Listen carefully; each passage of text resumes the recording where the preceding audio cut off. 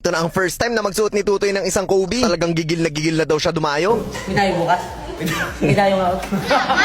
Hindi ako, tanong ko lang. Masyado kang mainit. Masyado ka mainit. Hindi, tanong ko lang. May tayo bukas? Bukod doon ay talaga naging sobrang pogi na itong bata natin. Kahapon nga guys ay ibinigay na natin ng Kobe dito kay Justine. Talagang hindi maitatanggi na talagang sobrang natuwa siya doon sa binigay natin. Napaka-Kobe pa nga itong si Tutoy. Iba rin kasi talaga yung dating ng sapatos na to. Kahit naman sino talaga ay matutuwa. Kaya naman pagtapos siya magtatatalon-talon ay binalikan niya na ang sapatos. At dito sinabi na namin na suotin niya para naman makita natin kung ano ang naging pagbabago. Bago pa ibalik. Hindi na magtaba. Tatanungin kita. Maganda, hindi. Maganda yung gumagamit. At eto na guys, susuotin niya na nga. Talaga sobrang excited siya dahil first time lang daw talaga niya makakapagsuot ng Kobe.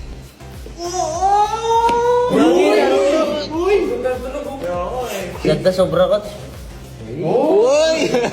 At napakatagal naman magsintas na itong si Tutoy, kaya naman tinulungan ko na. Mukha nga mas excited pa ako kaysa sa kanya. Talagang nakakagwapo at nakakalakas ng dating kapag suot mo tong Kobe na to. Naka-Kobe. Tapos naka-Jordan. Pinagbati mo si Kobe tsaka si Jordan, no? Maya-maya lang ay tumayo na itong si Tutoy. Along pumogi itong bata natin.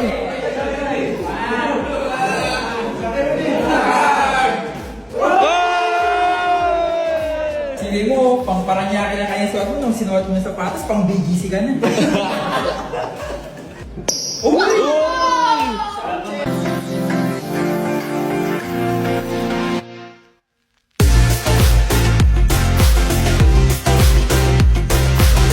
Maraming salamat kay Lord dahil hindi ko talaga alam ano nangyari sa amin.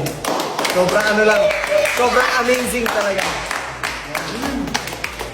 Bakit ko nasabing sobrang amazing? Actually, hindi sapat yun para ma-explain kung ano talaga yung nangyayari sa amin. Lagi ko namang ginagalingan, nagsasakripisyo ng mga nakaraang taon, pero kahit kailan hindi umabot sa ganito. Iba lang talaga yung ngayon kasi si Lord na to eh. Sa kanya na kami umasa, hindi na sa talento, hindi na sa galing, at sa kung ano mang nalalaman namin. Kaya naman yung resulta ay hindi na rin nakabase sa kung anong galing na meron kami. At napakalinaw na sinabi ni Lord sa Matthew 9 verse 29, because of your faith, it will happen. Hindi niya sinabing dahil magaling ka, matalino ka, masipag ka, o kahit anumang bagay na akala mong dapat mong gawin. Pakita ko na to before pero ulitin lang natin. God will put you in a season where nothing works, so you remember who does. Ilang beses na nangyari sa akin to na lahat, ginawan ko na ng paraan, ginawa ko na yung solusyon na akala kong dapat kong gawin, pero wala talagang nangyayari. Your talent did not get you here, His grace did. And His grace will take you further than your grind ever could. Grind ka ba ng grind pero walang nangyayari? Dami mo nang isinakripisyo pero walang solusyon? Maaaring ito na yung panahon na sinasabi sa ni Lord na anak, pagod ka na? Bakit hindi mo subukan magtiwala sa akin at ako na ang bahala sa'yo? Believe me, malayo yung resulta kapag siya na ang gumalaw sa buhay mo. And once maging totoong-totoo na yung tiwala mo sa kanya,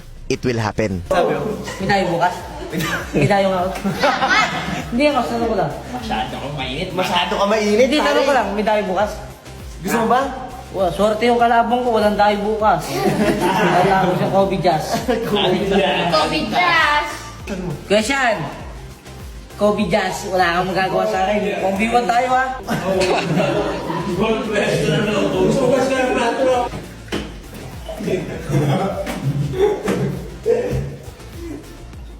Nakaganong kayo, inom mo ng tubig.